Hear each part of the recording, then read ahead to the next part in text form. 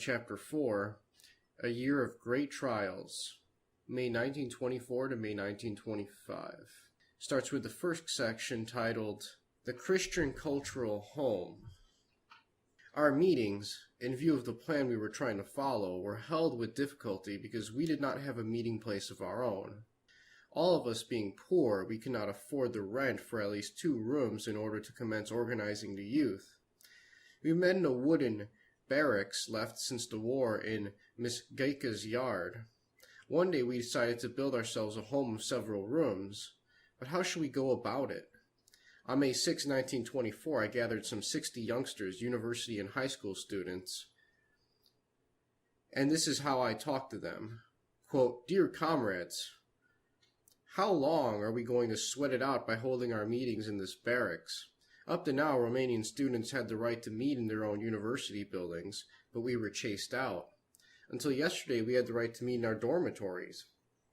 We were chased out of here too. Today we meet in run-down barracks in which we get rained on. In all cities, students receive help in their noble pursuits. Here, there is no one to help us because of the population around us is composed of enemy Jewish crowds and politicians devoid of feeling. Our Romanians are pushed out to the periphery of towns where they live in black misery. We are alone. The power to carve for ourselves another destiny, now as tomorrow, we will find only in ourselves. We must get used to this idea that between God and us, there is no one to help us. That is why there is no other solution but to build with our own hands the home we need. Granted, none of us has built houses or made bricks. I can understand that we need in the first place the courage to break down the mentality in which we have grown up, the mentality that makes the young intellectual who, the second day after becoming a student, is ashamed to carry a package on the street. We need the courage and the will to start from scratch, the will to uproot obstacles and overcome difficulties, unquote. Olimpiu Lascar, a small building contractor with a big heart, who owned a house in Unyengi on the Pruth River, encouraged me in my idea, telling us, quote, Gentlemen, I suggest you come, make the bricks in Unyengi, where I have a plot I will let you have. I also place my house at your disposal, unquote. We accepted his proposition, but we had no money to pay for our fare to Unyengi. We needed about 300 li for about 20 persons. This money, too, was given to us by Olimpiu Lascar.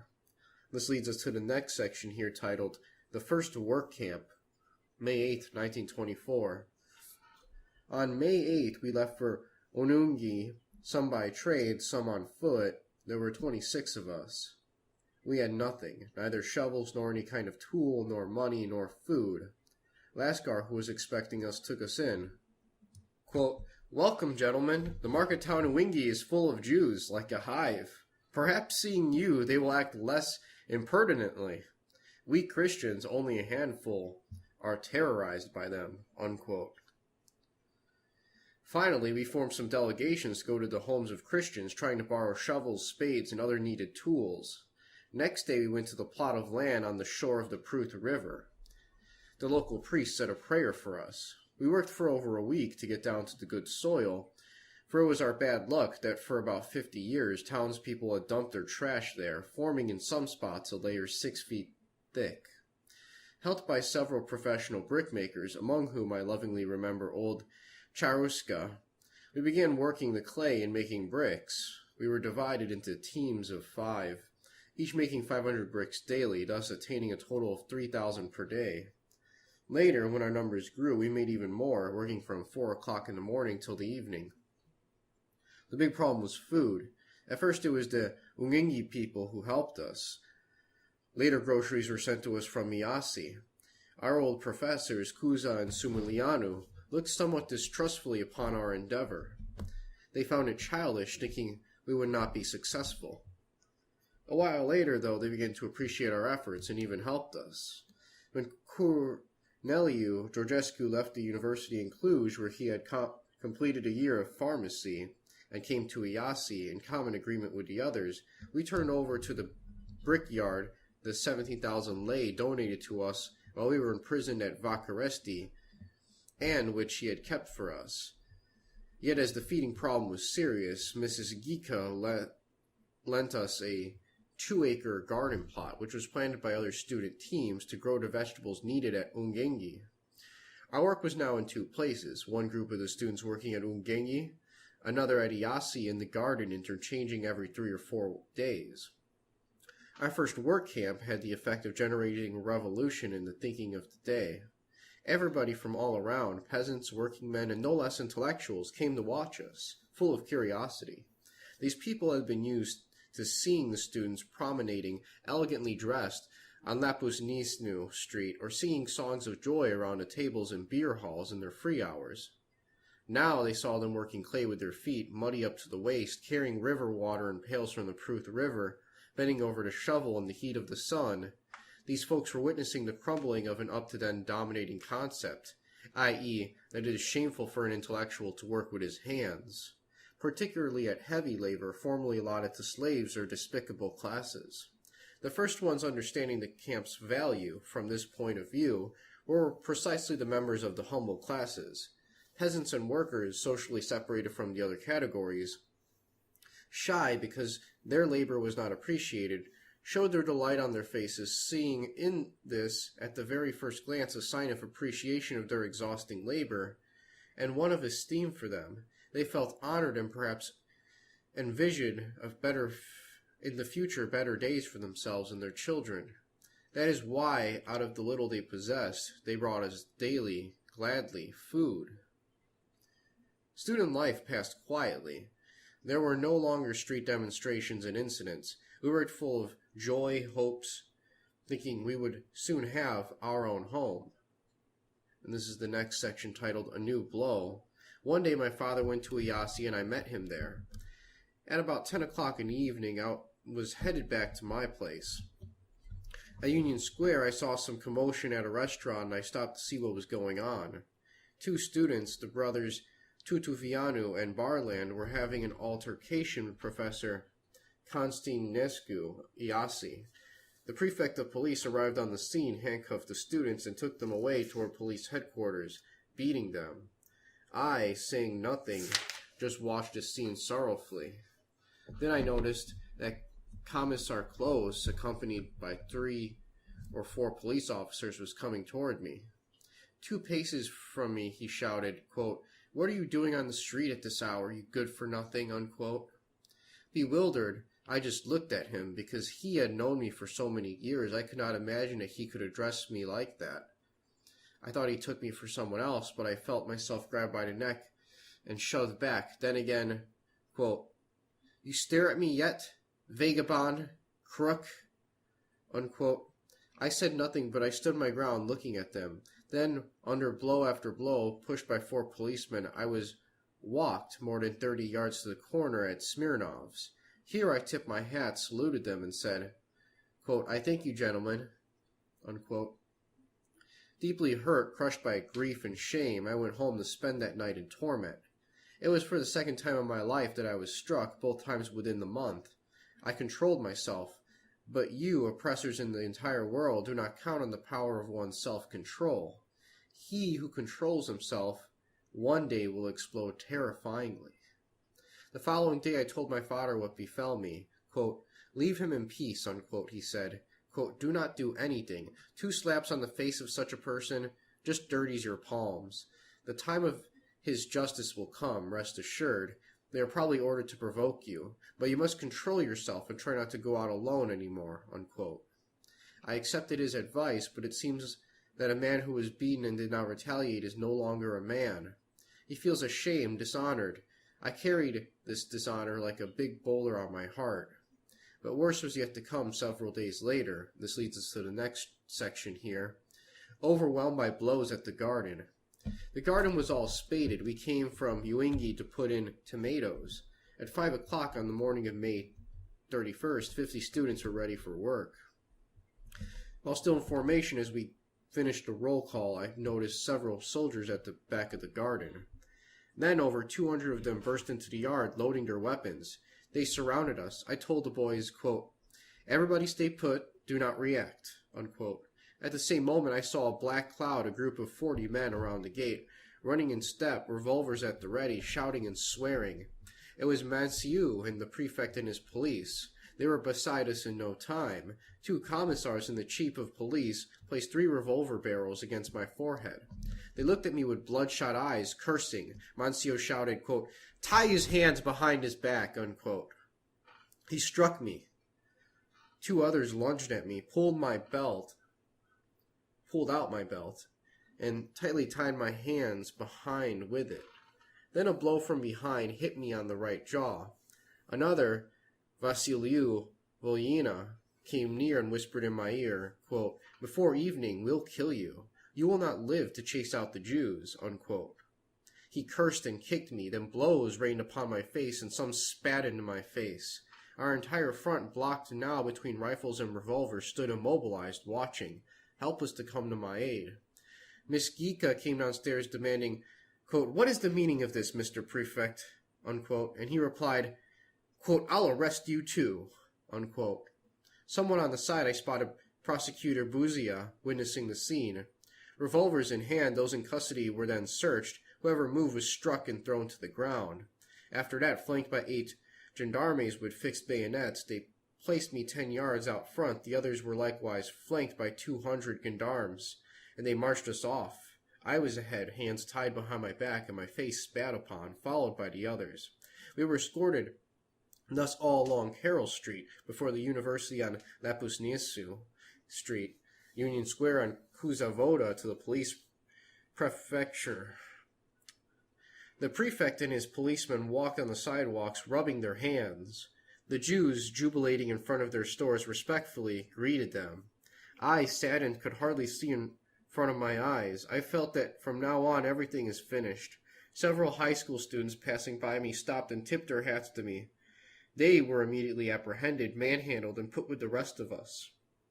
After being paraded like this, better than a mile through the middle of town before the Jewish population, in a state of utter humiliation, we were taken into the police prefecture. They threw me, tied as I was, into a filthy hovel. The others were kept in the yard. Next section of this chapter here, upstairs in the prefect's office. One by one, the young prisoners were taken upstairs into the prefect's office for interrogation. The prefect sat at his desk, and the other interrogators, over 40 of them, were on chairs around him.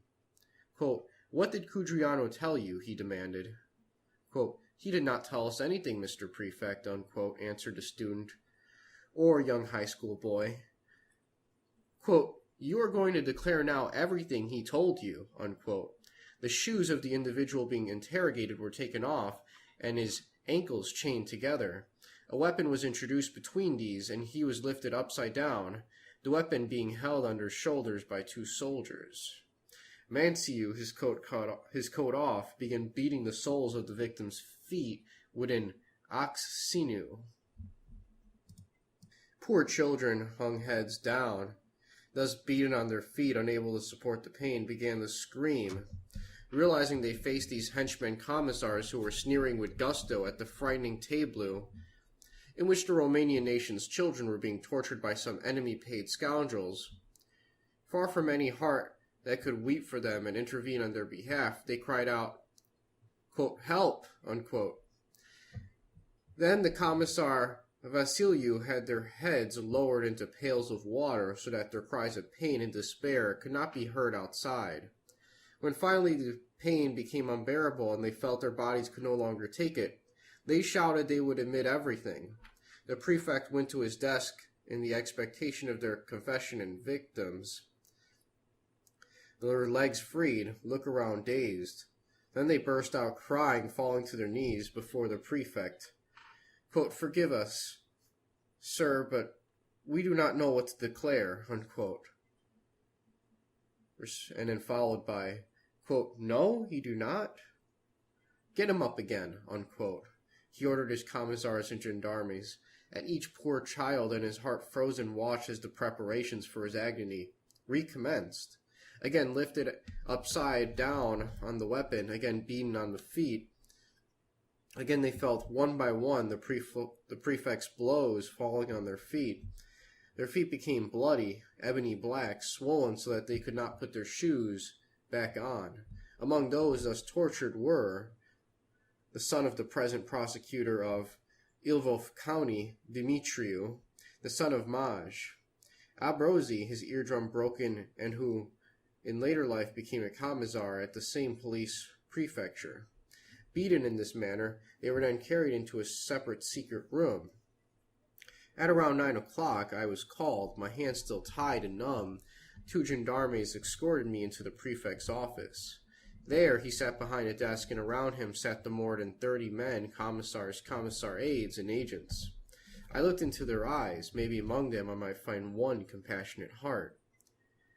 But I found nothing but general satisfaction. They were all smiling. Votest, the chief of security, Dimitriu, the director of the prefecture, Commissar Vasiliu, Close, and the rest. The prefect took a sheet of paper, wrote down my name. Then, quote, "What exactly is your name?" unquote. Followed by, quote, "I am Corneliu Codreanu, candidate for a juridic doctorate and attorney in the same bar as you," unquote. And this was responded by, quote, "Put him down," unquote.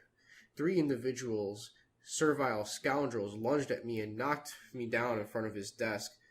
Quote, "Take off his shoes," unquote. They took them off, 1 man for each shoe. Quote, "Put chains on him," unquote. They chained my feet. I told them, quote, "Mr. Prefect, you are now the stronger master over life and death. But tomorrow when I leave here, I will take revenge upon both of you and him who cursed me," unquote. At this moment I heard some noise and voices in the hall. Professor Cuza was arriving with Professor Sumlianu and parents of the children, Colonel Maj Dumitriu, Butenario, Maj Ambrosi, and others, accompanied by the prosecutor and medical examiner, Professor Bogdan. The prefect and the others jumped off their charts and went off into the hall.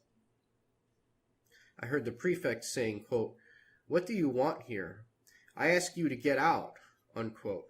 Then Professor Cuza's voice, quote, "Who do you think you are throwing out? We came to see you so that you would throw us out? We have come accompanied by the prosecutor as complainants against you," unquote.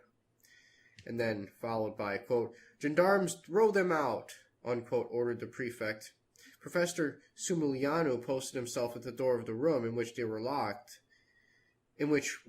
the victims, and said, quote, "Mr. Prosecutor, we will not leave here until this room is open for us," unquote. Several commissars, quote, "There is no one in this room. It is empty," unquote. Professor Sumlianu responds with, quote, "Let this room be opened now," unquote. Upon the prosecutor's intervention, the room was opened and 6 youngsters were helped out by their parents and brought into the prefect's office. The medical examiner, Professor Bogdan, examined all of them, issuing medical certificates. Several hours later, all those in the yard were free. I was kept in for 2 more days, after which I was sent to the examining magistrate. He let me go. I told him, quote, "Your Honor, if I am not given justice, I'm going to get it myself," unquote. I went home. Professor Cuza and Liviu Sadovianu came there to see me. Quote, "We heard that you said you wanted to take the law into your own hands. Do not do anything of the sort. We will report this to the Ministry of the Interior demanding an investigation. It is possible that we shall not receive satisfaction," unquote. This leads us to the next section of the book here. On the Rauru Mountain, I was morally crushed. All my plans collapsed. I had left to fate both the brickyard and the garden, and I was boarded the first train to Campulong in Bukovina, where, on the green paths, I slowly climbed up the mountain, carrying on my soul burdens and the humiliation of yesterday, as well as the puzzling torments regarding the future. It seemed I had no friend in the world except the mountain, the Rauru and its hermitage. When I was around 4,500 feet up, I stopped. I looked over the mountains and hills for hundreds of miles, but no view before my eyes could replace the picture of infamy and humiliation to which I had been exposed together with my comrades. I could still hear their sobbing, and it hurt. It was getting dark. Not one living soul around, only trees with vultures shrieking around the barren cliffs. I only had with me my heavy coat and a loaf of bread. I ate some bread and drank some water springing from among the rocks. I gathered pieces of wood to make myself a shelter, a hut. Here in this habitation I lived for a month and a half. The little food I needed was brought to me by shepherds from old man Pitikaru's sheepfold. I was brooding and ashamed to go down among people. I wondered, what sins may I have committed that God sent this misfortune upon my head right now when I was ready to launch such a grand and beautiful plan? I wrote Moda, quote, I do not know what ails me. It seems I am not myself. Good fortune abandoned me. Misfortune has been following me for some time, step by step, in anything I start. I fail. And when fortune no longer serves you in battle, all those around you begin to desert you. You bring them together at the cost of 30 victories, and one defeat is enough for them to leave you, unquote. My soul was ravaged by doubts. I was at a crossroad. We were fighting for the good of the country, and we were treated like enemies of the people. We were mercilessly hit by the government, police, gendarmes, army. Should we also use force? They are the state by tens of thousands, by hundreds of thousands. We, a handful of youngsters, exhausted in body by hardships, hunger, cold, prison. What force do we represent to expect at least a small chance of victory? Were we to try, we would be crushed. And in the end, the country, dazed by the Jewish press, would say we were madmen. Not to use force and violence as they do, they provoke, torture your men, scatter them, and kill you. Shall we permit ourselves to be killed? But at our age, we have not yet written anything down and would not even be known why they killed us. Better for all of us to leave the country, to leave and to curse, to wander throughout the whole world. Better for us to beg in country after country than be so humiliated to the utmost here in our own land. Or to send from this mountain weapon in hand and do justice, that I may do away with the beast blocking the road and stifling the life of our nation. But what about our plans afterwards? I will die in my endeavor or die in prison, for I cannot bear a prison regimen. I love liberty. If I do not have it, I die. But what about Moda?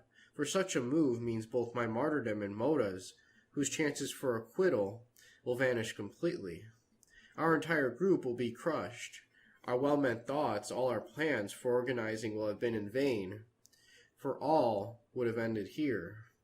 For 6 weeks there on top of the mountain I was tormented by these thoughts, failing to find a solution. Under the weight of my worries and anguish, my chest began hurting and I felt my powers waning.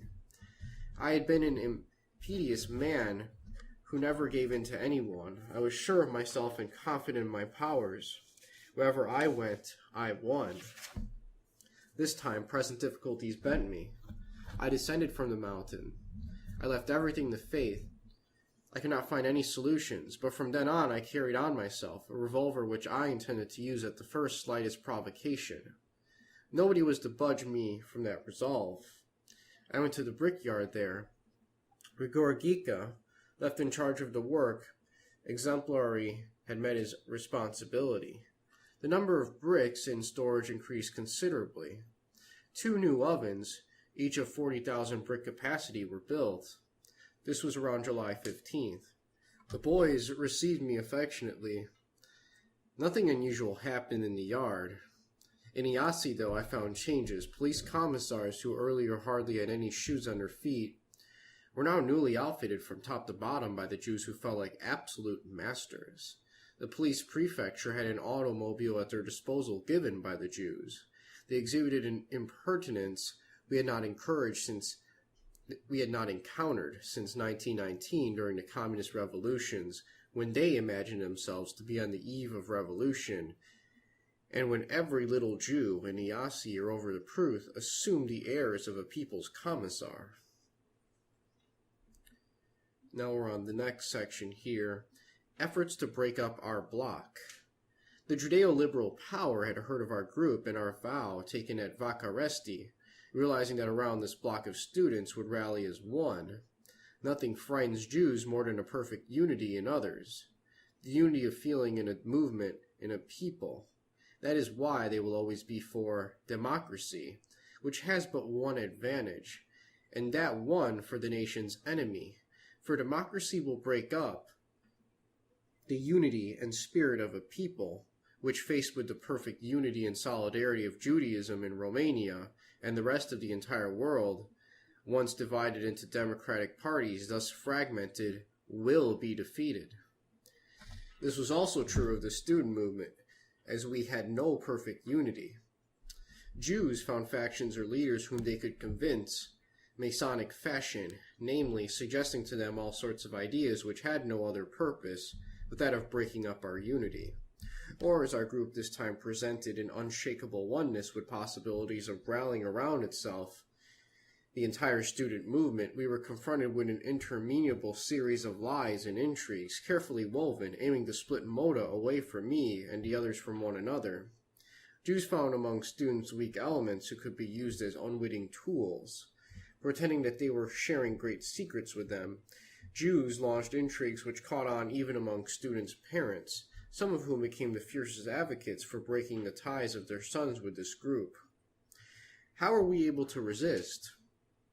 Only through the foresight of our plans made at Vakaresti. We realized from the very first moment that this classic attack used by Masonry and Judaism would be aimed at us. We were ready, so that, the moment it started, we resisted even our closest relatives. As soon as we detected an intriguer at work, we got together and informed the whole group. I now give here advice to all organizations calling their attention to this system commonly used everywhere in order to parry the attack. 1. Never believe in tendentious information, no matter where it comes from. 2. Immediately report the intrigue attempt to the group in question, to the involved persons and the leader, and this way the attack could be repulsed. Next section here, it's only like a paragraph called My Betrothal. On August 10, 1924, at the Ungeni Brickyard, surrounded by my comrades and my parents, was celebrated my betrothal to Miss Elena Ilionu, the daughter of Mr. Constantin Ilionu, a train conductor. He was a man of great goodness and a great tenderness of soul. After that, I moved into their home, where I was received with open arms, even though they had a family of 5 children. This family was to me a constant support in the fight I was waging. Their care for me and their love sustained me. On September 13th, I went home to Husi, where I celebrated my parents' home, my birthday and name day. I had just turned 25. Next section here, the Mota Vlad trial. The trial of Mota and the student Leonida Vlad, who procured the revolver, was set for September 26, 1924. Vlad turned himself in several days after the shooting and was kept in prison with Mota all the time. I left for Bucharest, where deliberations opened before the court of Assize. Mota energetically defended his thesis that treason must be punished. Public opinion, fed up with traitors, followed the unfolding of the trial with lively interest and enthusiasm. It saw in Mota's gesture a beginning of action against traitors and proof of moral health. His deed had burst like a light on the dark side of Romanian life, where century after century, fighters for the good of the people had been felled through treason. All the students at all universities held huge demonstrations for his acquittal. Around the tribunal in Bucharest, again, thousands of people were massed who wanted a new life for their country and demanded Mota's freedom. At daybreak, popular justice brought a verdict of acquittal, which was enthusiastically received throughout the whole country. Mota, after seeing his parents, left Cluj for Iasi, where he settled down in accordance with our vow. Next section, around what happened in the garden. The humiliation and dishonor to which we were subjected during the lawlessness of May 31st had crushed us morally. It became an open wound that deepened more and more, consuming our life and seemingly drawing us closer to the grave. The humiliation you feel when both you and yours are dishonored gives you a feeling of profound pain, making you shun people, ashamed to be seen. It would seem you feel this world despises you, laughing in your face because you are incapable of defending your honor, that you endanger society proper, letting it be believed through your cowardice that an oppressor can, unpunished, dishonor it and hurt it according to his whims. These pains grew proportionally as our endeavors to obtain legal redress were rejected with a cynicism that led us to desperation. Victims who sued for legal satisfaction risked being beaten again by the police, this time within the very walls the praetorium of justice and even before the judges.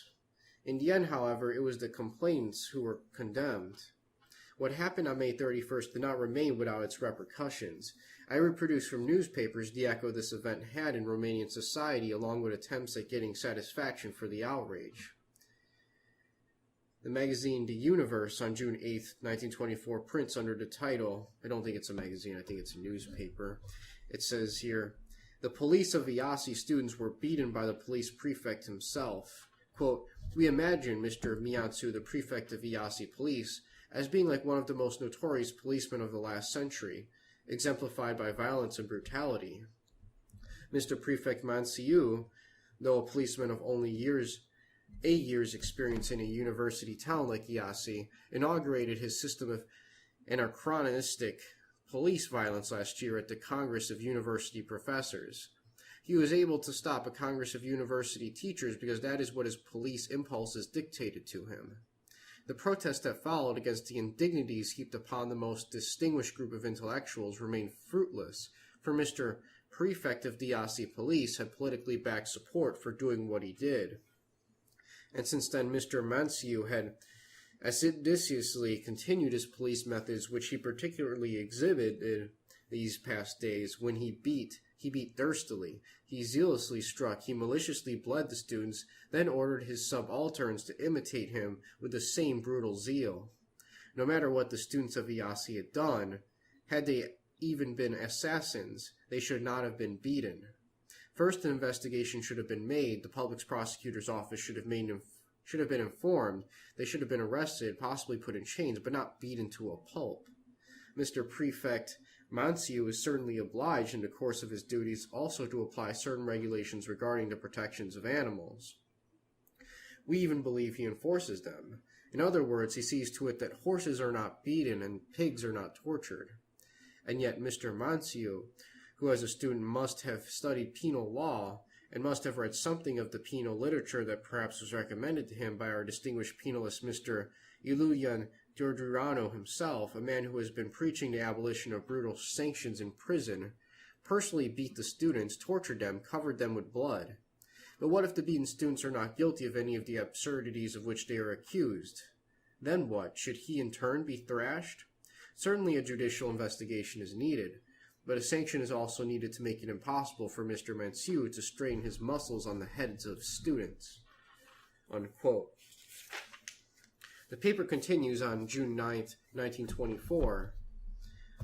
Title of this is titled, "The Students of Iasi Were Maltreated.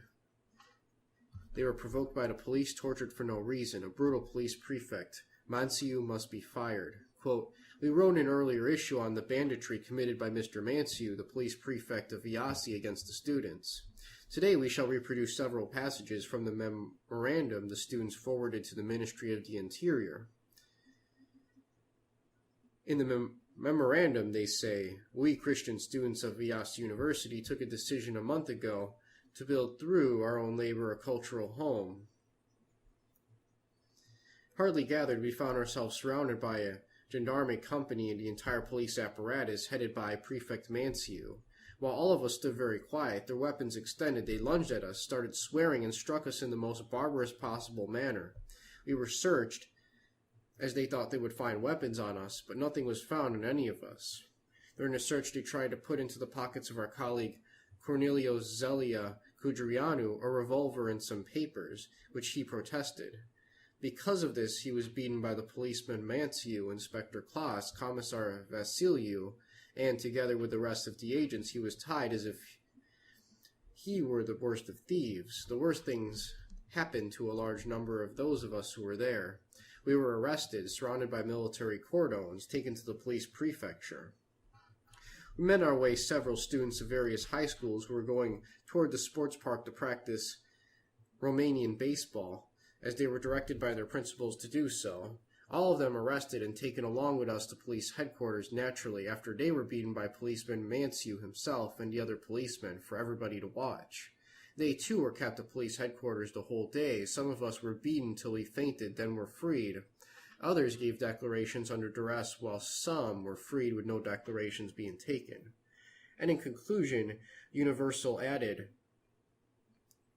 Quote, the above-mentioned deeds cannot go unpunished. The prefect of police Manciu proved to be an agent provocateur and guilty of torturing students and high school boys in Iasi, must receive the punishment for such lawlessness, unquote.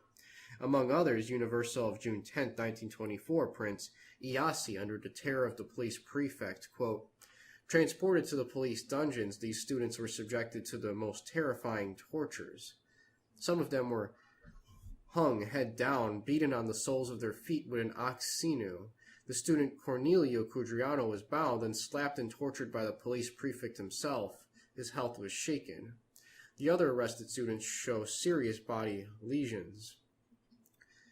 300 students have reported the above-mentioned facts to the general prosecutor, demanding that the medical examiner look into the condition of their tortured colleagues. Next section here, the word of Professor A.C. Kuza. In the special issue of the newspaper The Union of June 1, 1924, Professor A.C. Kuza published a judicious article from which I extract, quote, but in the face of these constant brutalities and innumerable abuses, groundless, especially committed so that they would worry the Romanian students through terror, two questions pose themselves. What does the government that keeps such a policeman at the head of a city such as Iasi want? What does the policeman himself want? Do they want thoughtless reactions to be produced as a result of this continuous frustration which seems to be provoked daily? This provocation is more undignified and more irritating because at the same time policeman Manciu frequents the meetings of the Jewish Association Maccabi and ostentatiously leads these sport-minded Maccabees in excursions behind their white and blue flag. And one sees him daily lounging in his car, not the one he traveled the other day in Syria, but in a new car that it seems was bought for him by the Iasi Israelite community through a public subscription, the same Kahal which encourages him in the press and at every opportunity in his attitude against the Christian students. Protesting with utmost indignation against this action of continuous provocation, we demand that the superior authorities intervene in order to put an end to an undignified and dangerous state of affairs that neither Iasi nor Christian students can tolerate any longer, unquote.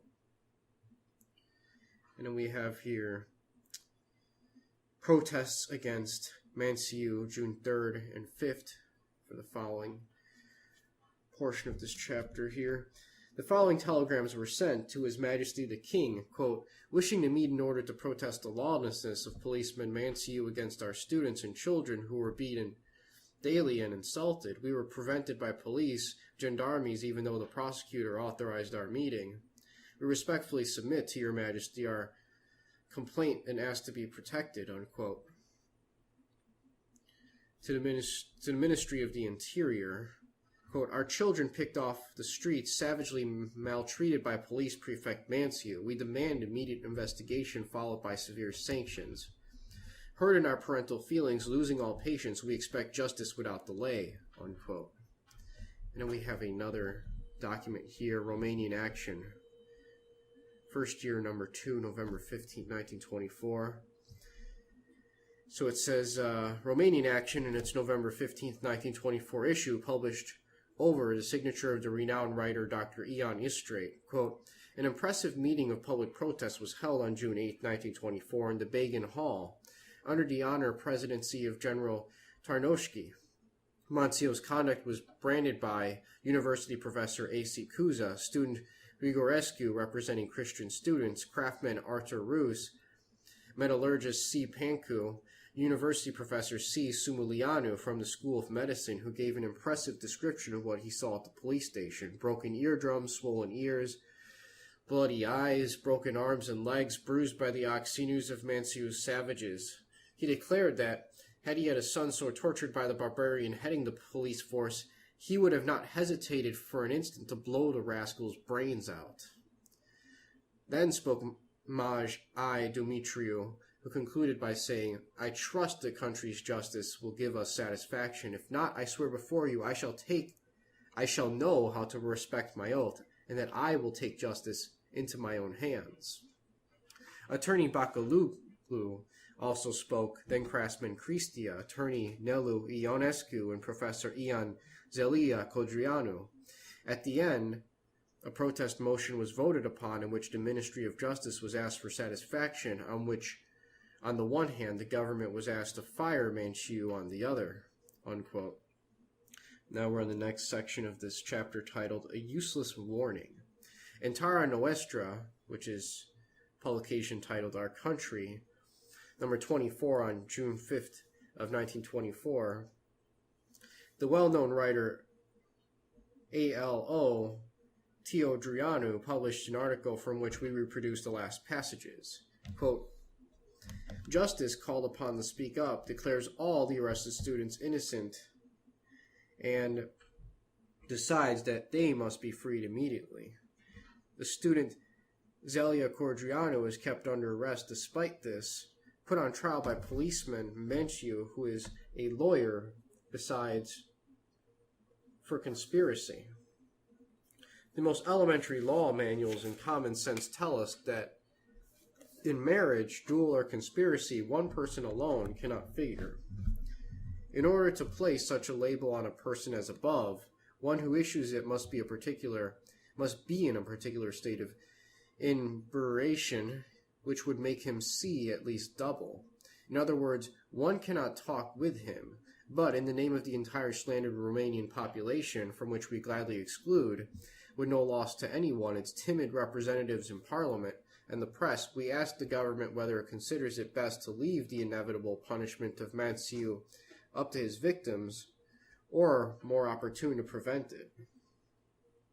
Fortified by the decisive word of justice, we do not hesitate to label the conspiracy of Iasi as a treacherous frame-up.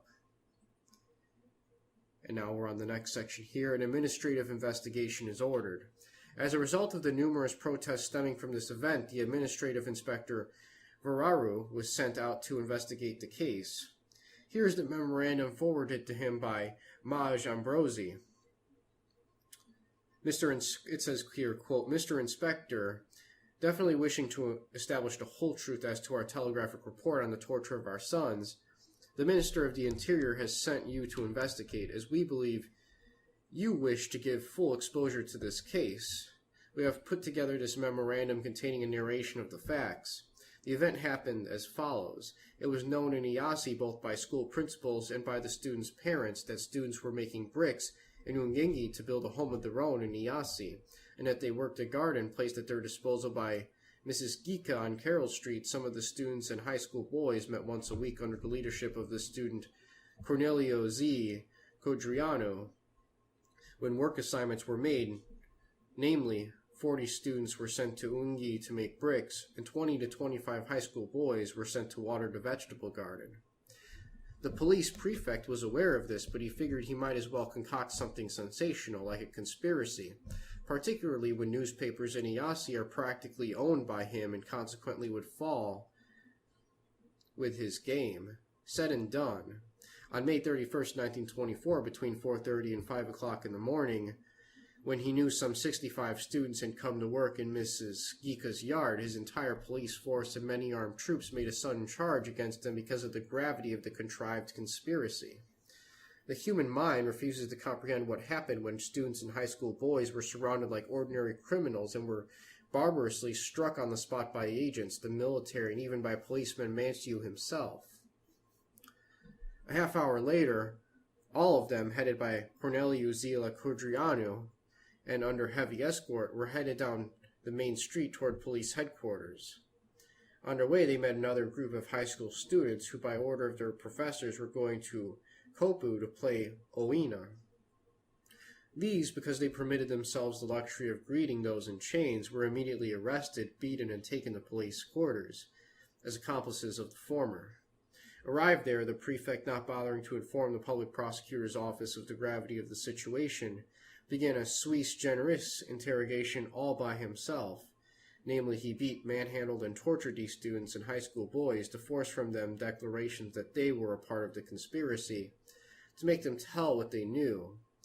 But what were they to tell when they knew nothing of the sort? Almost all of them were beaten, but the most seriously hurt were One, my son Cesar Ambrosi, senior of the Pedagogic Seminary, who was personally whipped by the prefect over the head with an ox sinew, and in the end, because he did not produce the expected answer, was given a blow of the fist on the left ear, which broke his eardrum.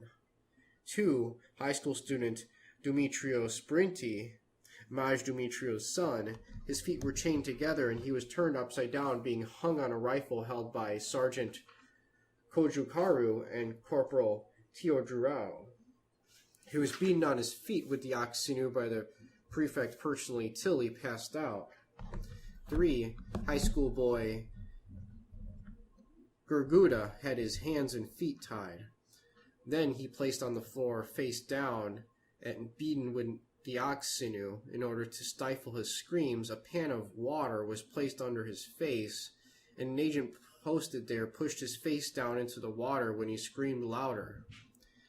Despite all this torture, 2 gendarme officers were also present, Captain Velsiu and Lieutenant Tomita, whose soldierly dignity, we hope, will not prevent them from revealing the truth, since it was not dignified of them to witness such treatment, to use troops in torturing as well as using a military weapon as a tool of torture, when it is well known what its use ought to be. According to what students and high school boys related, while policeman Manciu was engaged in such operations, prosecutors Codreanu and Buzia passed through his office. I believe they will tell the truth. The beatings and torture stopped altogether only later, when first prosecutor Kadichi came to police headquarters as demanded by a committee composed of Professor Kuza and Sumulianu, attorney Makologu, Colonel Nadeji, and medical examiner Bogdan, who examined the children and legally established there in the police prefecture the wounds enumerated in the medical certificates attached to this report. As you can see, Mr. Inspector, we have followed legal procedures up to today, namely, 1, we had asked the first prosecutor and the medical examiner to come up to the prefecture for them to verify the wounds of the students. 2, we brought suit against the torturers before the Court of District 2. 3, we informed the public prosecutor's office, where the medical examiner's report was also sent, the case being referred to investigating magistrate Isano. 4, as officers and men of honor, we could have demanded from Mr. Manciu satisfaction by means of weapons, but he had disqualified himself when he refused meeting Captain Siuli in a duel. Honestly, this is the truth. We beg you to be good enough to consider that among the offended parents, 2 of us are high-ranking officers who, for having proceeded legally, are exposed, for no one has yet given us satisfaction to this day.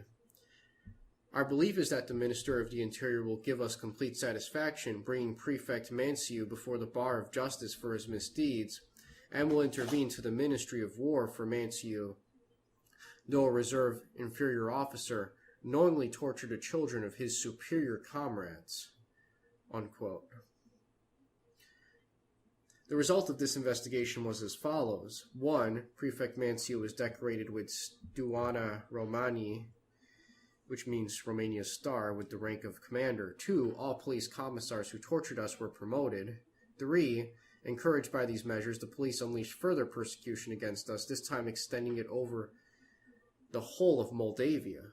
Any commissar, to increase his sources of revenue from the Jews or to get promoted, grabbed a student by the throat, beat him to a pulp in the street or at police headquarters, having to answer to nobody for his deeds. Now we're on the next section here, the fatal day. This being the situation on October 25th, 1924, I presented myself at the courthouse of District 2 of Iasi as a lawyer, together with my colleague Dombrava, to represent the student Komarazan, who was tortured by Manciu. The prefect showed up with the whole staff, and there, in full court session, before the lawyers and the presiding judge, Spiridonanu threw himself at us. Under these circumstances, risking everything, about to be crushed by 20 armed policemen, I pulled out my handgun and fired. I aimed at whoever came closest. The first to fall was Manciu, the second Inspector Close, the third, a man much less guilty, Commissar Husanu. The rest vanished. In no time at all, in front of the courthouse, several thousand Jews had gathered, their hands high in the air, their fingers like talons crooked in hatred, waiting for my departure in order to rip me apart. Holding the gun in my right hand, in which I still had 5 rounds, I grabbed Victor Clumescu, a lawyer in Iasi, by the arm, asking him to accompany me to the tribunal. We stepped out and walked, thus through the howling mob of Jews which had the common sense upon seeing the handgun to step aside. I was caught by the gendarmes on the way, separated from Mr. Clumescu, and taken into police prefecture. Here the commissars jumped on me to disarm me of the gun, the only friend I had in the midst of this misfortune. I gathered all my strength resisting them for about 5 minutes. In the end I was overpowered. They then chained my wrists behind my back and placed me between 4 soldiers with bayonets at the ready.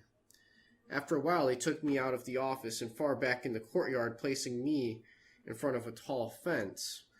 The gendarmes retreated, leaving me there alone. I suspected they wanted to shoot me. I stood there several hours till late in the evening, waiting to be shot. However, this waiting did not faze me. The news of this tragic vengeance spread with truly lightning speed. When it reached student dormitories, it caused a real outburst. From all mess halls and dormitories, students started running down the streets toward Union Square. There they demonstrated at length, singing. Then they tried to head for the police prefecture, but the army, by now on the scene, succeeded in stopping them. Though chained, I was glad to hear their singing, for that meant they had been freed of their tyrant. Late in the day, I was taken upstairs into the same office of the torture, where Isiano, the investigation judge, now sat behind a desk, the same man to whom I complained 4 months earlier, demanding justice. He interrogated me summarily, after which he issued a warrant for my arrest. I was then thrown into a paddy wagon and transported to Galata prison up to the hill above Iasi near the monastery built by Petre Shkilpul, ruler of Moldavia. There I was put into a room with 10 other prisoners where my chains were taken off. My cellmates gave me a cup of tea. Then I lay down to sleep. Next day I placed in solitary in a room with cement floor, 1 bed of boards, no blanket or pillow.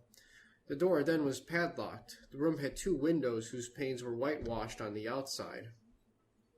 I could see nothing. One wall was so damp that water ran down it. The first day in that room, a guard, old Mate, brought me a loaf of black bread. He opened a door a crack, thrust his hand in with a loaf, for he was not permitted to enter. I was not hungry. At night I stretched out under the boards and covered myself with the coat. I had nothing to put under my head. I shivered. They took me out in the morning for 2 minutes, then I was locked up again. A student, Maluda Popovici, who was also under arrest, was able to get near my window during the day. Wiped the pane clean about the size of a fingertip so I could see outside. Then he walked away and, when about 60 feet away, carefully signaled to me with his fingers. I understood he was using the Morse code. Thus I learned that all Vacarestians were rearrested: Moda, Garnidia, Tudos, Popescu, Radu Miramivici, save Corneliu Georgescu, whom they could not apprehend. They too were brought to the same prison and put together in 1 room. I learned that my father was also brought there. The second night was much worse. I was very cold and could not doze off at all. Almost the whole night I paced in the cell. The morning again I was taken out for 2 minutes, then locked back in. Old Matea gave me another loaf of bread. At noon I was handcuffed, put into a paddy wagon, and taken to the tribunal for the confirmation of my arrest warrant. Following this formality, I was brought back to Galata into the same room. Outside, the weather was getting worse. With no heat, I was beginning to shiver. I tried to get some sleep on the boards, but I was able to doze off only for about half an hour at a time, for my bones ached. Because of the cold coming up from the cement floor, my kidneys began to ache. Realizing I was losing my strength, I appealed to my will and to gymnastics. Throughout the night, every hour on the hour, I got up to exercise for 10 minutes, obstinately endeavoring to keep my strength. The following day I felt ill. My strength was visibly waning despite my determination and willpower. The night that followed, the cold was even greater and my will no longer functioned. I felt broken. I saw black before my eyes, and I collapsed. As long as my will lasted, I had not worried, but now I realized I was in bad shape. I was shaking all over and could not stop. How difficult were those seemingly endless nights. The prosecutor came in the next day to see me. I tried to hide the shape I was in. "How are things here?" he said, quote unquote.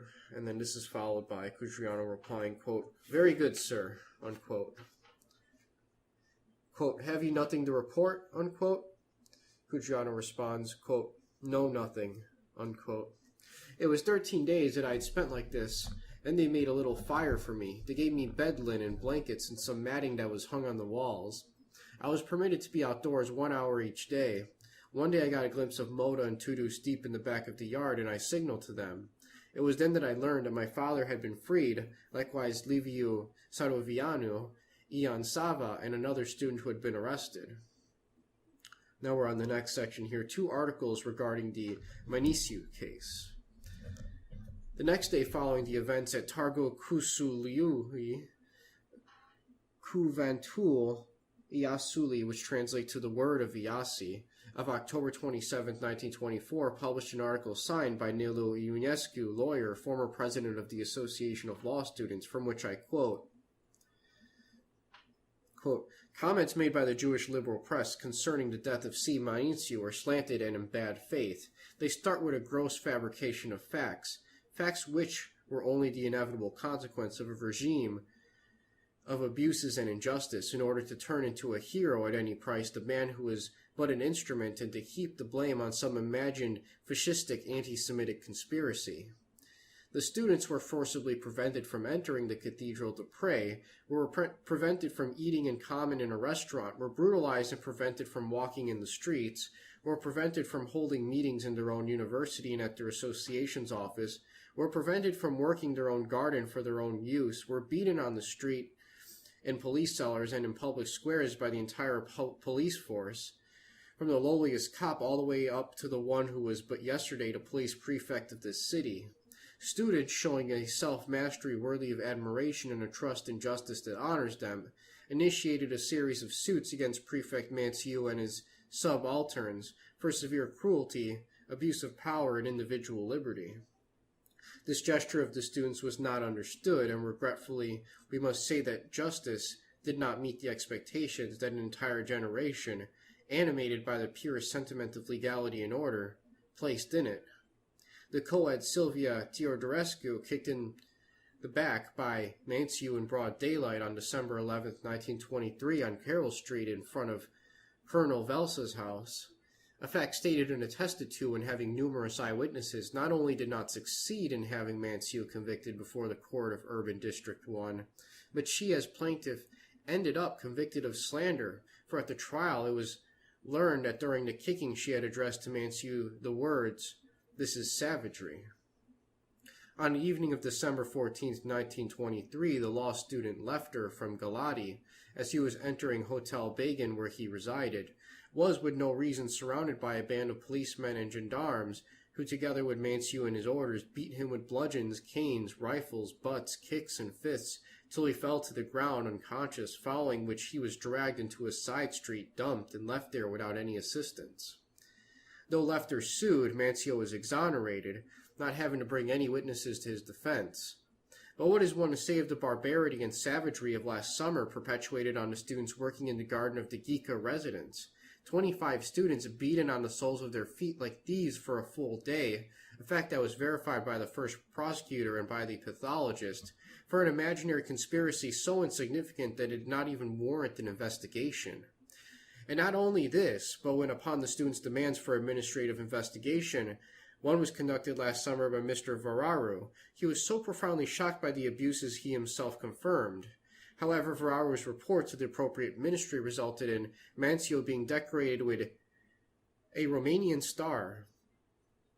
This then is the man who died. One speaks only well of the dead, but this does not prevent us from telling the truth. Mansiu suspended meetings. Mansiu stopped those wanting to enter the cathedral. Mansiu beat students on the streets, at the police, and in public squares, insulted those who complained and threatened their defenders. Mansiu protected by cordons of police officers and gendarmes, beat with the bestiality of one possessed the students tied in foot who could throw back at them.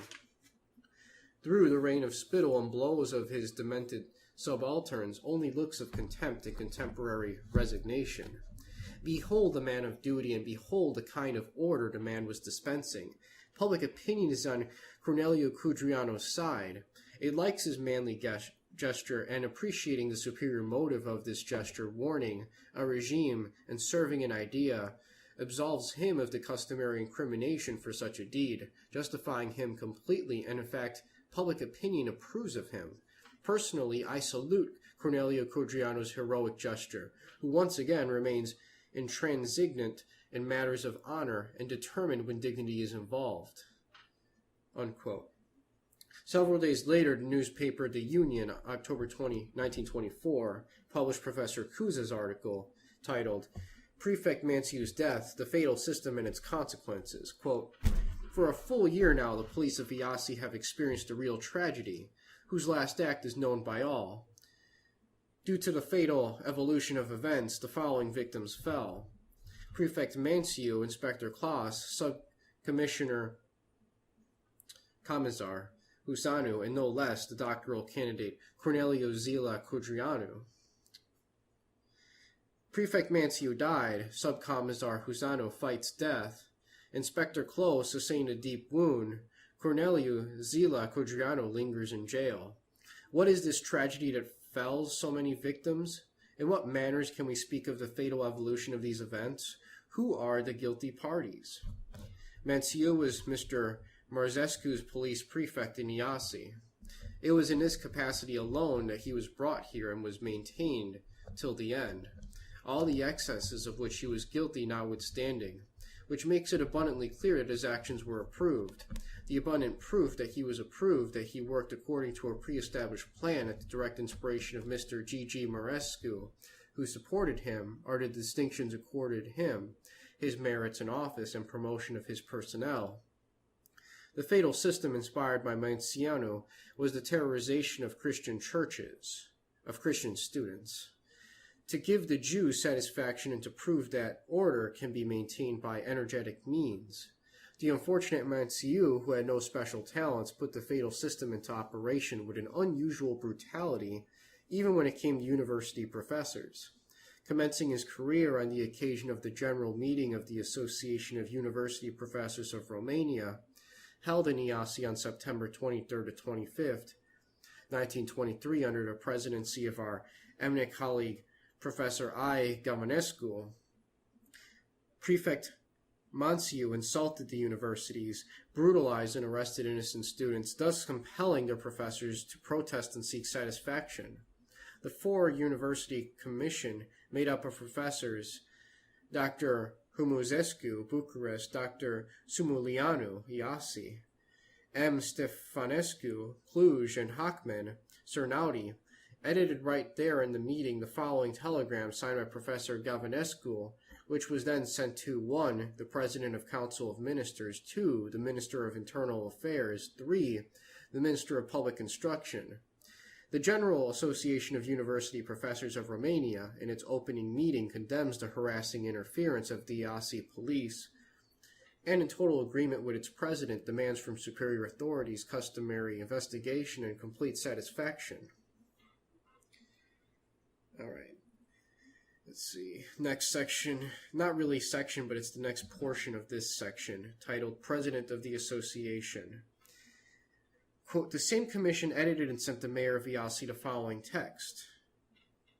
Mr. Mayor, the General Association of University Professors in their opening meeting, in consequence of the harassing measures taken against our convention by Mr. Prefect of the Iasi Police, regrets to inform me that under the circumstances they cannot take part in the banquet given by the City Hall, hereby thanking you for your good intentions. Having received an imperative mandate to terrorize students, Manciu operated in conformity with its aims and according to the established plan, treading on the path of fatalism. We will briefly enumerate the events as they occurred. 1. The introduction of police and army into the university on December 10, 1923. On the occasion of the student demonstrations which followed, the student J. Manolio was beaten by the police so severely that he was taken ill with jaundice and died several days later. 2. Brutalities at the railway station. On the occasion of the arrival of Professor Ion Zelia Codreanu in Iasi, after he was released from prison, Prefect Manciu, totally unjustified, threw himself, the police, and the army upon the citizens and students who came to the depot to receive him, brutalizing them and chasing them away as if they were malefactors. 3. Prince Carol's visit. On the occasion of his visit, Manciu had staged other scandalous abuses which compelled the students to complain to His Royal Highness. 4. The scandal at the Sidoli Theater. Upon arrival in Iasi of the Romanian retired opera artists, they were met by the students who staged for them a demonstration of sympathy. This absolutely peaceful demonstration was reason enough for Prefect Manciu to cause another scandal. He manhandled the students and scattered them with odious brutality. 5. The Carroll Street Conspiracy. Thanks to the courtesy of Miss Constanta Gica, the students planted vegetables in her garden offered for that purpose, in order to support themselves. On May 31st this year, as students were gathered to commence work, Prefect Manciu and his whole staff and the gendarmes, with bayonets fixed, appeared and arrested all students present.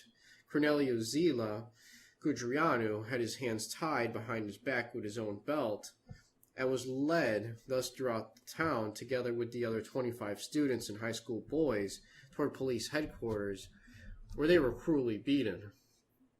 Corneliu Zelia Codreanu was a reserve officer.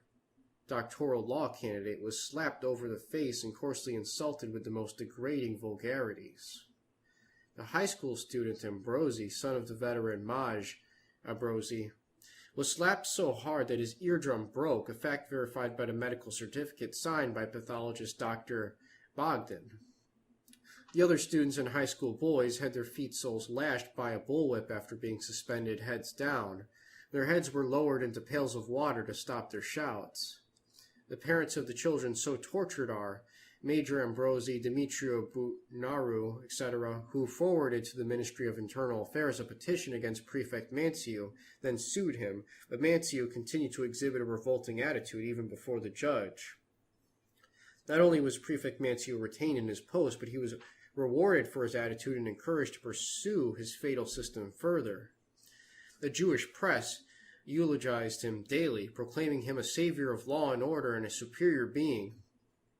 The government, having at Iasi at its representative Marzescu, instead of accepting the findings of Inspector Varvaru, pinned on Manciu's chest Steaua Romani, which means Romanian star, and promoted the personnel he had used to commit his lawlessness, personnel, not personal.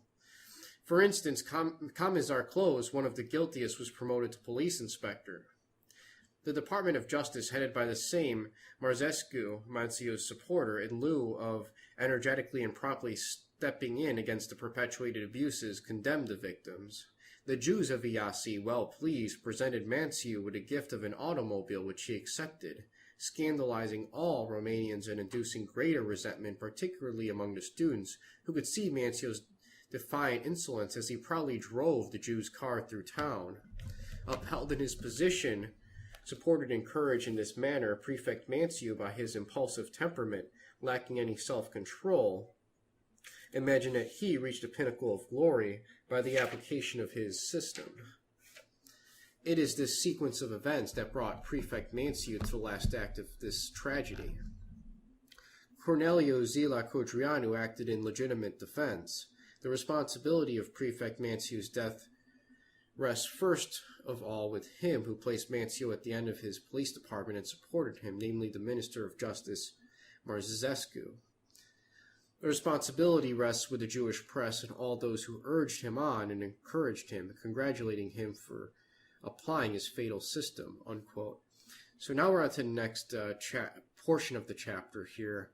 I'm not going to lie, it's getting a bit repetitive here, what they're doing. I mean, I understand why he's doing it, but from an audiobook perspective, it's definitely getting it's getting a little bit repetitive. So let's hope this changes up a little bit. This is titled Hunger Strike. About 10 days before Christmas, Moda, Garnida, Tudos, and Radu Miranovici, who had been arrested 60 days earlier, innocent of any wrongdoing, went on a hunger and thirst strike. They said either our freedom or death. Endeavors on the part of various authorities to talk to them failed, for they barricaded themselves in their cell, permitting no one to enter. These youth have long since become an image of the entire Romanian studentry, a symbol. When news of their strike was heard, students and everyone else understood the gravity of their act in view of their well-known strength of resolution. Should these youth die within the walls of Galata? In Iasi and Cluj, spirits became so agitated that a mass vengeance would have ensued on those the multitudes would have considered to be responsible. Not only students, but also old folks well established in society were loudly demanding, quote, "If these children all die here, we will start shooting," unquote. The government began to fathom that it was facing a general determination and tension, that this nation began to show her will and dignity. My father issued in Iasi a manifesto, from which I produced the following passage. In appeal, quote, "Romanian brothers, the students Iani Moda, Eli Garnida, Tudos Popescu, and Radu Miranovici, detained for 2 months in the Galata prison, declared Tuesday at 1 p.m. a hunger and thirst strike. They have taken this difficult step because they are completely innocent, because besides being innocent, they were imprisoned at Vacaresti, and because they came to realize that certain politicians wish to gradually ruin their health and life through imprisonment. These young heroes, the choicest flower of their country's future, were endowed by God, among other qualities, with wills of steel. Consequently, their determination to die of hunger and thirst in order to protest the injustice whose victims they are, and the enslavement of our nation by Jews, through the aid of certain politicians, is not a joke, but a grave decision," unquote. And this is continuing this thing that Codreanu's father wrote. "Either liberty or death." Quote, "Romanian brothers, will we wait to see, 2 or 3 days from now, the 4 coffins holding the bodies of these heroes being borne down the street? Old and young alike? Think. One does not speak of the corpses of the 4 students, but of the death of our children, of all of us. The duty of all of us it is to take quick measures of peaceful and legal protest, but energetic and determined, against this government, and thus prevent this iniquity, to stop the assassination of our sons," unquote. At Christmas, following the 11 days of hunger and thirst strike, they were freed, but they were so emaciated that they were taken out of the prison on stretchers directly to the hospital. Some had left a period of imprisonment only several months prior to this last detention. Moda only 1 month earlier, having finished an uninterrupted 1 year, so that their strength was sapped. The consequences of this strike are even today felt by some of them 10 years later, while poor Tudos took them with him into the grave. Now we're at the next section here, alone at Galata. In the same damp and dark cell, sitting on the hard edge of my bed, arms crossed over my chest, head bent under the weight of my thoughts, time passes slowly, minute after minute. How terrifying solitude is. With regrets, I remember the verses, "Guandermis ictur, uvenis dum sumas." I don't know what that means, but I'm going to continue. "Let us rejoice while we are young." Verses that have warm cheer, crowned with the crown of joy, the youth of all student generations. To be joyful, to have a good time, is a right of youth, before that age comes when man's life is weighed down by hardships and worries, ever increasing, ever greater. I was not granted this right. I had no time for enjoyment. Student life, during which everybody enjoys himself and sings, for me had ended. I did not even realize when it had passed. Over my youth had come worries, difficulties, and blows too soon, and all these tore it to pieces. Whatever is left of it is further obliterated by these gloomy cold walls. Now they deprive me even of the sun. So many weeks have passed since I linger in this darkness, and I can enjoy the sun only for an hour a day. My knees are constantly frozen. I feel the coldness of the cement floor creeping up through my bones. The hours pass slowly, very slowly. I take a few bites at noon and in the evening. I cannot eat more. but it is particularly at night that the real torment commences. It is about 2 or 3 in the morning when I fall asleep. Outside is stormy weather. Here on top of the hill, the wind is stronger. The snow is pushed by the wind through the cracks in the door until it covers a fourth of the cell area. By morning, I always find the layer quite thick. The heavy quiet of the night is interrupted only by the hooting owls that live in the church towers, and from time to time by the voices of the guards who shout as loud as they can. Quote, "Number 1, okay. Number 2, okay." Unquote. I was pondering, wondering, worrying, yet unable to clear the puzzle. A month? 2 months? A year? How much? A lifetime? The rest of my life? Yes, my arrest warrant threatened. For me, forced labor for life. Will trial be held? Certainly, but it's going to be a difficult trial, for there are 3 forces that are coalesced against me. The government, which is going to try and make an example out of my punishment, particularly in view of the fact that this is the first time Romania, when anyone has faced, gun in hand, the oppressor who trampled underfoot his dignity, offended his honor, and ripped off his flesh in the name of the principle over the power of state authority. The Jewish power within Romania, which would do anything to keep me in its clutches. The Jewish power from abroad, with its money, its loans, its pressures. All 3 of these forces are interested in preventing my ever leaving here. Against them are poised the students in the Romanian nationalist movement. Which will win? I realize that my trial is more a test of forces. No matter how right I was, if enemy forces were only a little bit stronger than our camp, they would not hesitate for 1 minute to destroy me. It has been so many years since they waited to catch me, for I place myself across all their plans. They will exercise all efforts, so I will not be able to escape them. At home, my mother, having heard so much terrifying news year in and year out, her home raided at night by prosecutors and searched by brutal commissars, was receiving blow after blow. Reflecting upon my life coming to such a sad fate, she sent me the Acatist of Virgin Mary, urging me to read it at midnight for 42 consecutive nights. I had done so, and it seemed that as I neared my goal, our side was gaining strength while the enemy retreated and the danger subsided. Next section here, the trial is transferred to Foxani. I was informed in January that the trial had been ab officio moved to Foxani. Foxani at the time was the biggest liberal stronghold in the country. 3 cabinet members hailed from that town, General Vieteanu, Sivianu, and Ciuculescu. It was the only town in the whole country where the nationalist movement did not catch on. Our endeavors to accomplish something had failed. There we had no one except Mrs. Tita Pavlescu, a veteran patriot with her paper, The Sentinel, which preached but to the wind. The students in Iasi, upon hearing this transfer, became very worried. Numerous groups upon each train's departure waited in the railway stations around Iasi to accompany me to Foxani, for it was rumored that my escort would try to shoot me on the occasion of this transfer under the pretext that I had tried to escape. Some 2 weeks later, Botes, chief of security, came with several agents, put me into a car which was escorted by a second car. We drove out of Iasi through the Pakuri barrier and the Cucuteni depot. There I found a group of students, and on the train that pulled in there was another group, but I could not talk to any of them.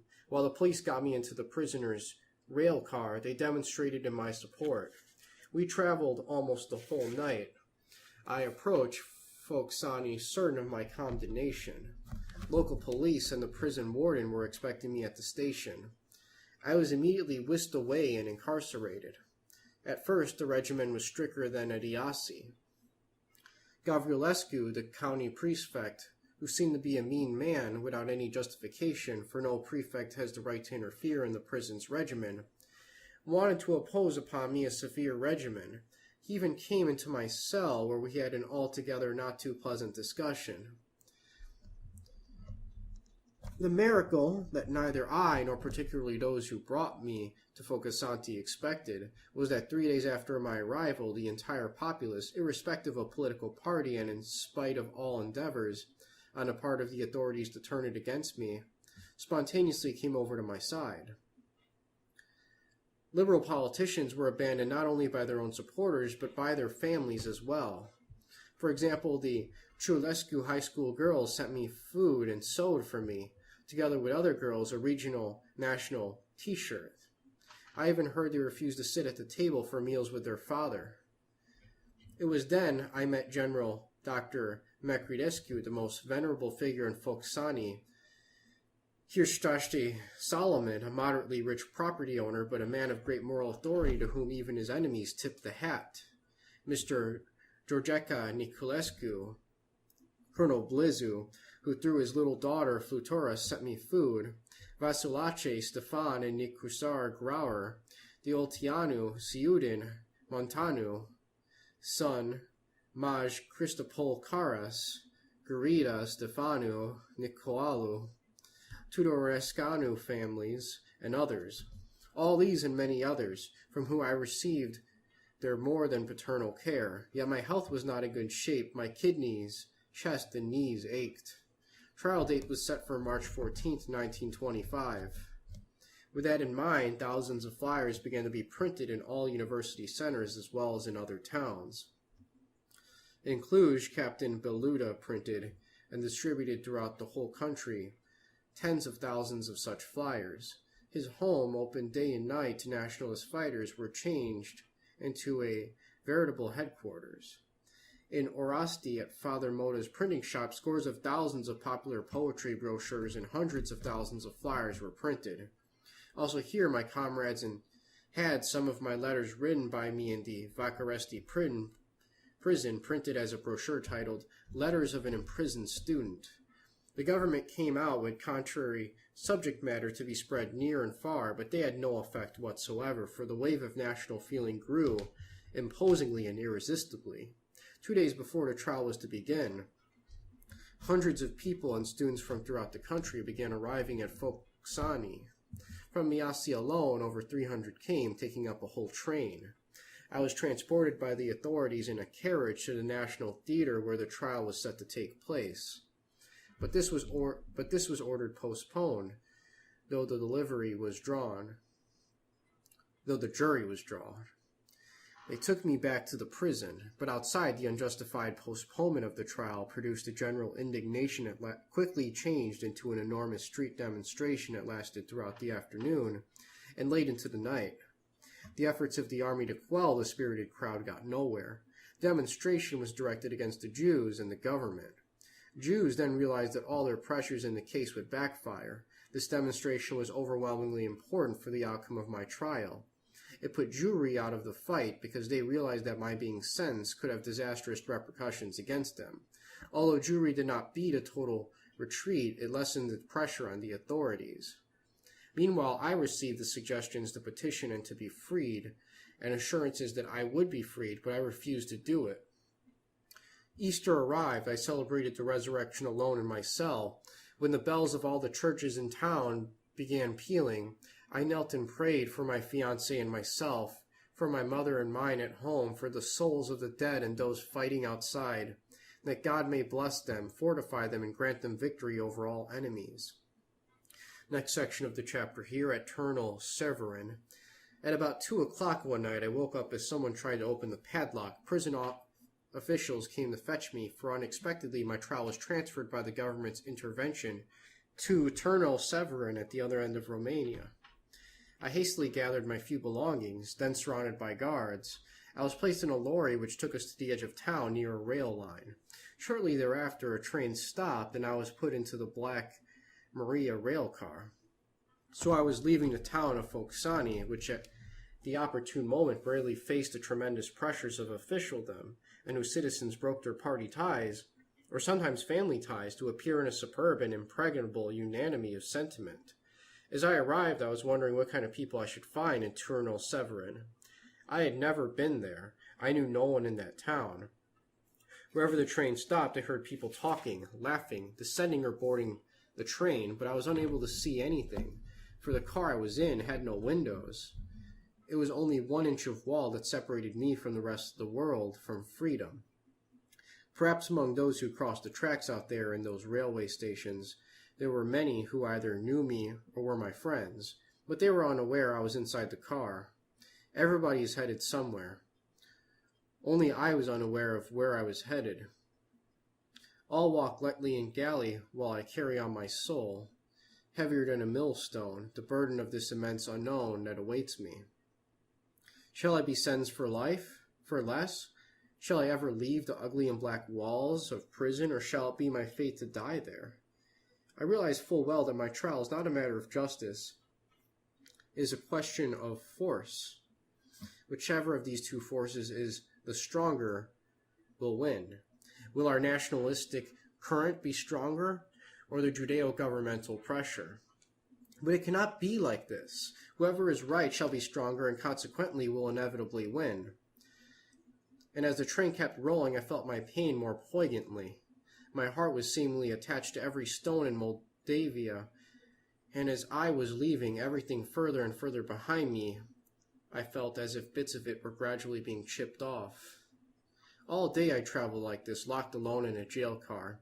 We reached Valoda, I believe, toward evening. A gendarmerie officer, accompanied by agents, came in and asked me to step out. They led me behind the station where we got in a car and drove off. They seemed to be very good men, trying to strike up a conversation with me, to crack a joke, but I, borne down by other thoughts and needs, was not inclined to converse. I answered them with good will, but briefly. We entered Turnal Severin.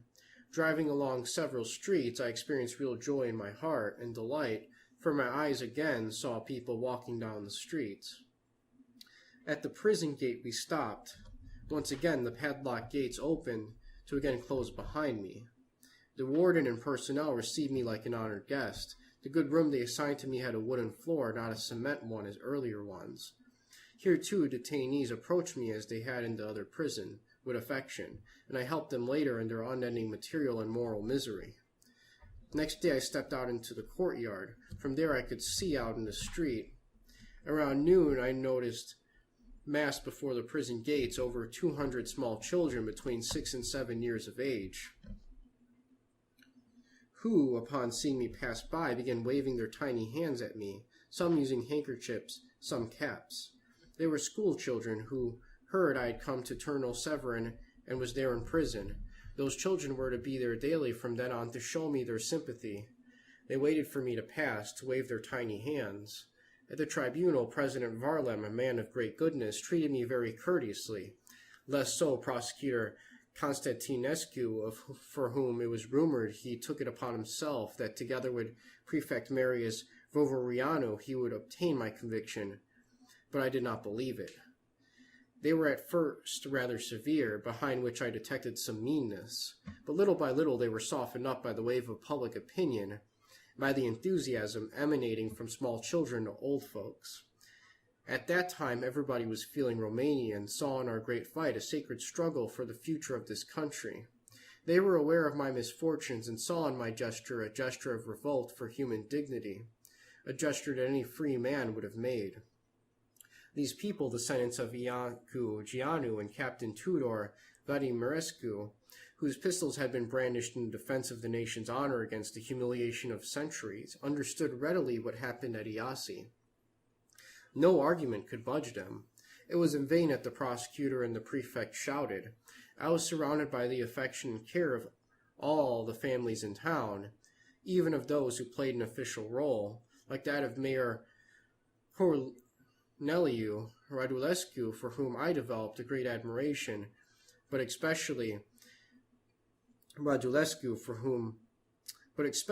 was I surrounded, as nowhere else, by the children's love and understanding for my tribulations. They were the first ones to demonstrate on my behalf in Turnal Severin. I remember with tenderness how small tots from the suburbs, who hardly knew how to walk, seeing the bigger ones regularly gathering in front of the prison in large numbers, waving their hands, daily began to come also. I watched them assemble from all parts at a given time as to a program they had to put on. All of them were quiet and well behaved. They did not play or sing, they just watched, waiting to see me pass by an opening so they could wave at me. Then they left for home. They understood that there was something sad in this prison, and their common sense told them there was nothing to laugh about here. One day the gendarmes started chasing them away. The following day I no longer saw them. Sentinels were posted to stop them from coming. So this guy's getting all this moral support, and the pigs have to come and chase him away. And now we're at the next section here, the trial. And we are only a few pages left from finishing this chapter completely. So continuing on, the date of the trial was set for May 20th. The tribunal's president received 19,300 signatures of lawyers wishing to defend me from all over the country. 2 days before the trial, trainloads of students began to arrive. Just as at Foksani, the students from Iasi came 300 strong. Likewise, the students from Bucharest, Cluj, Cernaudi came in large numbers. Among those who came, there was a Foksani delegation headed by the former jury foreman on March 14th, Mihail Karas, who now signed up as defender representing the jury from Foksani. Prosecution witnesses also arrived. The policemen of Iasi. The proceedings began in the National Theater, Councillor Varlam presiding. By my side on the bench of the accused were Moda Tudos Popescu, Garnida, Corneliu Georgescu, Radu Miarnovici. On the defense bench sat Professor Cuza, Professor Gavanescu, Paul Ilescu, Professor Sumulianu, Vasil Cluj, Nuchisur Grauer, the entire Ternal Severin Bar, etc. The theater was full to capacity, and around it outside over 10,000 people were waiting.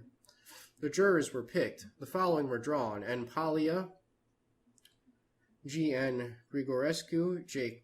Kaluda, I. Priotiza, G. N. Grisescu, D. I. Bora, V. B. Jugescu, C. Vargadu, C. Serdulescu, Adolf Patayan, P. I. Zaharia, G. N. Boigino, I. Montiano, and G. N. Yespas. They took the oath and gravely sat in their places. The indictment was read. The interrogation followed. I told things as they had happened. The interrogation, the other 5 replied to their questioning likewise, telling the truth, namely that they were not at all involved in the case being judged. The prosecution witnesses were one Jew and the policeman from Iasi. During the proceedings, they denied everything. Nothing was true. All beatings, all torturings, pure inventions. They even denied the medical certificates issued by Professor Bogdan, the pathologist. Their attitude, considering they took an oath upon the cross to tell the truth and only the truth, provoked the indignation of the entire courtroom. One of the witnesses, Commissar Vasiliu Spenciu, whom I now saw metamorphosed into the most tender-hearted being, saw nothing, did nothing. Standing up with the presiding judge's permission, I asked him loudly, full of indignation, quote, Are you not the one who struck me in the face with your fist in Mrs. Gika's garden? Unquote. He responded with, quote, I am not, unquote. And Corneliu responds with, quote, Are you not the one who dipped the students' heads into pails of water while they, hung head down, had the soles of their feet whipped? Unquote. And the pig responds with, quote, I was not there at the time. I was downtown, unquote. On his face and all his gestures, by his whole behavior, one could see he was lying. Though he swore on the cross, he lied. The entire crowd in the theater was seething with indignation. Suddenly, as if collective fury of the crowd willed it, a man in the audience jumped up, lifted the commissar up in his arms, and bodily carried him out. It was Mr. Telesia Ionid. We heard him shout as he pushed the commissar down the back steps, quote, Get out of here, scoundrel, for we do not guarantee your life, unquote. Returning, he told the other commissars from Iasi, quote, With your own hands you have savagely tortured these children. Had you done something like this here in Ternal Severin, people would have slaughtered you. Your presence in this town stains it. Leave on the first train, otherwise misfortune will befall you, unquote. So these people are not fucking around, clearly. They are very upset by all of this, and it's becoming more and more obvious that the jury is not on these people's sides. So let's continue. As a matter of fact, this gesture was welcome, for people were upset. It relaxed the whole tense atmosphere. The torturers were humiliated, and now as they walked, they greeted people by bowing to the ground, begging for the minutest sign of attention from the most humble carrier of the tricolor band. Quote, As if we are not good Romanians, what were we to do? We received orders, unquote. And then there's a response, quote, No, scoundrels, you had not the heart of a parent nor the heart of a Romanian. You had no honor, nor respect for the law. You say you had orders? No, you had traitors' hearts, unquote. This is how people told them off on the streets. Then for about 2 days followed depositions of defense witnesses, among them whom was the elderly professional Ion Gavinescu of the University of Iasi, himself manhandled by Prefect Miancu at the Congress of the University professors over which he presided, also officers of the military lycée and School of Infantry, my former superiors and teachers. Then victims and parents testified, reenacting before the judges and almost in tears the painful scenes of humiliation to which they had been subjected. The civilian observer was Mr. Tostaforu, the head of a Masonic lodge in the capital. Defense lawyers spoke in the following sequence: Paulilescu, Tace Policrat, Valer Roman, Valer Pop, Sandu Bacalogu, Vasilio Cluj, Cananau, Donca Manea, Mitulescu, Virgil Neta, Negu Negrielski, Henrita Gavrilescu, Professor Dr. Sumilanu, Professor Ion Gavinescu, and Professor A.C. Cuza. Brief statements were then given by Mihail Karas, Colonel Vasilescu Lascar, the old priest Duminescu from Bucharest, Colonel Catunio, by Ion Sava, Dr. Istrate, Rob, Dragos, Ion Blanuro, and Kamenita, representing the students of Iasi. Cluj, Cernaudi, Bucharest, Felsiu County, and Turnul Severin, respectively. Navy Captain Manulescu, Alexandru Ventanic for the Christian merchants of Iasi, then Costica Ungurianu, Petru Vasiliu, Risia, Petiu Ploteschi, Warren Vilid, and M. Negru Cristiano. It was I who took the floor last. I said, quote, "Gentlemen of the jury, everything we have fought for was out of faith and love for our country and the Romanian people. We assumed the obligation to fight to the end. This is my last word," unquote. This was in the 6th day of my trial, May 26, 1925. All 6 of us were taken to a room there to await the verdict. We were not overly excited, but somewhat just the same. Several minutes later, we heard thunderous applause, shouting, and hurrahs coming from the large hall. We had no time to reflect upon this, for the doors opened, and the crowd took us into the meeting hall. When we appeared, carried on their shoulders, everybody stood in acclaim and fluttered their handkerchiefs. Presiding Judge Varlam, too, was seized by the wave of enthusiasm he could not resist. The jurors were all at their places, this time wearing tricolor lapel ribbons with swastikas. As soon as the verdict acquittal was read to us, I was carried on shoulders outside, where there were over 10,000 people assembled. They all fell into a column, carrying us on their shoulders along the streets, while people on the sidewalk showered us with flowers. While we reached Mr. Talika Ionid's home, I addressed the people from his balcony in a few words, expressing my gratitude to the Romanians of Turnul Severin for the great love they showed me during the trial. Now we're in the next section here, returning to Iasi. So I want to say this is actually the last section of this chapter. After I thanked several families in Turnul Severin by visiting them for the manner they adopted toward me, I boarded the next day a special train for Iasi. The special train was not for me, but for the over 300 Iasians who came to the trial, to which were hooked up the cars of the Focasanians, Barladians, and Vasulians. Thousands of people came to the station to see us off and decorate our train with flowers. The train left. Behind, the multitude fluttered handkerchiefs, expressing its love and wish to continue to fight by hurrahs that made the air reverberate. From my window I was watching that large crowd of people, none of whom I had known before, but that now parted from us with tears in their eyes as if they had known us for years. Inwardly I prayed, thanking the Lord for the victory he gave us. It was only now, as I passed from car to car, that I could see again my comrades from Iasi, talking to each other and rejoicing together that God made us victorious, saving us from the threat from which all our enemies thought I would not be able to escape. In one compartment, I encountered Professor Cuza and Professor and Mrs. Sumulianu. They were contented being surrounded by our love. All the compartments were beautifully bedecked with flowers and greenery, and at the first stop out of Ternal Severin, a new mountain of flowers was brought, to our great surprise, by peasants with their priests, by teachers with their school children, all of them dressed in national costumes.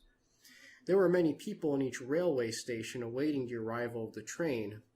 These were not like the cold, official receptions. It was neither duty nor fear nor self-interest that brought those people out. I saw old folks at the edges of some crowds who cried. Wonder why? They knew no one on the train. It seemed that an unknown force compelled them to come, mysteriously whispering to them, quote, "Go to the depot, for among all the trains that pass by, there is one that goes on the line of Romanian destiny. All the rest run for the interests of those riding them, save this one that runs on the people's course for the people," unquote. Crowds sometimes establish contact with the soul of the people, a moment of vision. Multitudes see the nation with its dead and all its past, feel its glorious moments as well as those of defeat. They can feel the future seething. This touch with the whole immortal and collective soul of the nation is feverish, full of trembling. When this happens, crowds cry. This perhaps is the national mystique that some criticize because they do not know what it is, and which others cannot define because they cannot experience it. If Christian mystique aiming at ecstasy is man's contact with God through a, quote, jump from human nature into the divine one, unquote, national mystique is nothing more than a man's contact, or that of multitude with the soul of their people through a jump outside of personal preoccupations into the eternal life of the people. Not intellectually, for this could be done by any historian, but living with their souls. When the train, all decked out with flags and greenery, stopped at Craiova, the station's platform was crowded by more than 10,000 people. We were carried on soldiers behind a depot where we were welcomed by one of the townsmen. Professor Cuza spoke, and myself briefly. We were received like that at all the stations, large and small, but especially in the towns of Piatra Olt, Slatina, and Pietzi. Though there were no nationalist organizations in most of these towns along the railway, and no one put out any flyers to call out people to the stations, the platforms were all full of thousands of people to greet us. It was about 8 o'clock in the evening when we arrived in Bucharest. Again I was lifted up, triumphantly carried on shoulders through the station to the front, where the whole square was a sea of heads that extended along Gravita Way, way beyond the Polytechnical School. There must have been over 50,000 people showing an enthusiasm that could not be dampened by anything. Professor Cuza addressed them, then I. As a matter of fact, throughout the entire country there prevailed such a powerful patriotic current that could have led LANC into power, but these propitious, tactical, politically great moments, which this movement would never see again, were not seized upon. Professor Cuza did not know how to take advantage of a great tactical opportunity which is so rarely encountered by political movements. In the eyes of any objective observer familiar with political clashes, LANC's fate was sealed at that moment. We left. All night people met us at stops. There were over 1,000 Foxani at 3 o'clock in the morning who had been waiting since 4 o'clock the previous afternoon. They wanted us to stop there for one day, but we kept on going.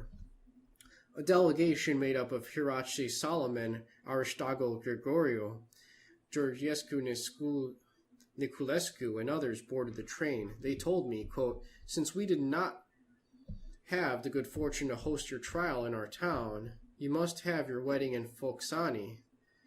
On June 14th, early in the morning, you must be in Foxani. Everything will be taken care of," unquote. The delegation left the train at Maracetti after I promised that I'd be in Foxani as planned. We arrived at Iasi in the morning, exceedingly tired.